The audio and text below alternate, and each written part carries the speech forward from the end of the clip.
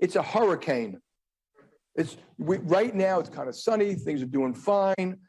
Everyone thinks the Fed can handle this. That hurricane is right out there down the road coming our way.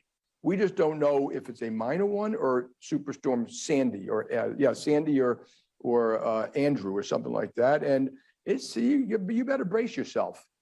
So brace yourselves for an economic hurricane, says Jamie Dimon, CEO of J.P. Morgan, that man, the meteorologist of sorts for the economy. But hearing him say those words weren't exactly shocking. Let's bring in Chairman and Editor-in-Chief of Forbes Media, Steve Forbes. He's also the co-author of the book Money.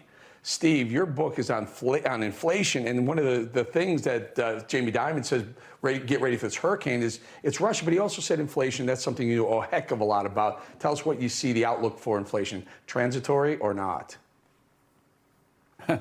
Life is transitory, so that doesn't help us very much, as we learned last year. And in the book, Inflation, we point out there are two kinds of inflation. Monetary, that comes when the Fed prints too much money, and non-monetary, when you get a situation like you shut down economies, disrupt supply chains, create shortages, and the prices go up. The Biden administration is doing that now, as you know, in a number of areas, including energy. So I think Jamie Dimon is right that we're going to have these disruptions in the future. But the amazing thing is, Eric, is if the Biden administration just would back off and the Federal Reserve would just keep the dollar stable, we would work our way quickly through this thing. But unfortunately, I think what Jamie Dimon fears is the Federal Reserve believes the only way they can fight inflation is by slowing the economy down and perhaps having a recession. So when Joe Biden talks about transition, that's code for get ready for hard times.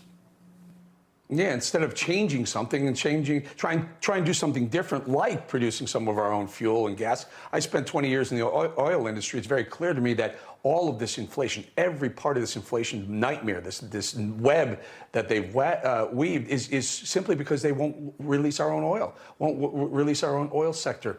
Has the left wing, the progressive left of the party, strangling American middle class? Is that so important to them that they're worried about losing them for a few minutes so that we can save America? Well, I think the far left just figures they're going to do as much as they can. They probably know they're not going to do well in these elections in November, but they figure if they can ram through as much of this stuff as possible, put as many regulations as possible, and take over as many regulatory agencies as possible, they can keep a lot of what they do. It takes, look how hard it's been to try to roll back Obamacare more than a decade later.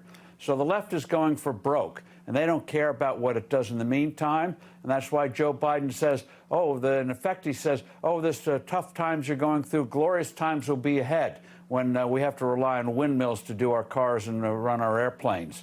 And it's a disaster, but they are absolutely oblivious to it, and they're doing great harm, and they're doing it deliberately.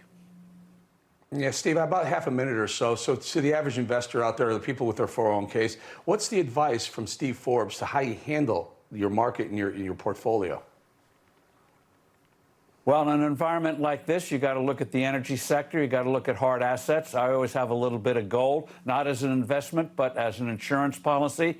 If you're a younger person, though, you should stay invested in the market. America always comes back. And I've seen that happen time and again. Have faith in the country. Freak people always right the course eventually, despite some of their crazy leaders. There you go. There you go. You heard it right from the man himself, Steve Forbes, folks. There it is. No better advice on Wall Street stuff than Steve Forbes. Steve, thank you so much for joining us. Eric, thank you.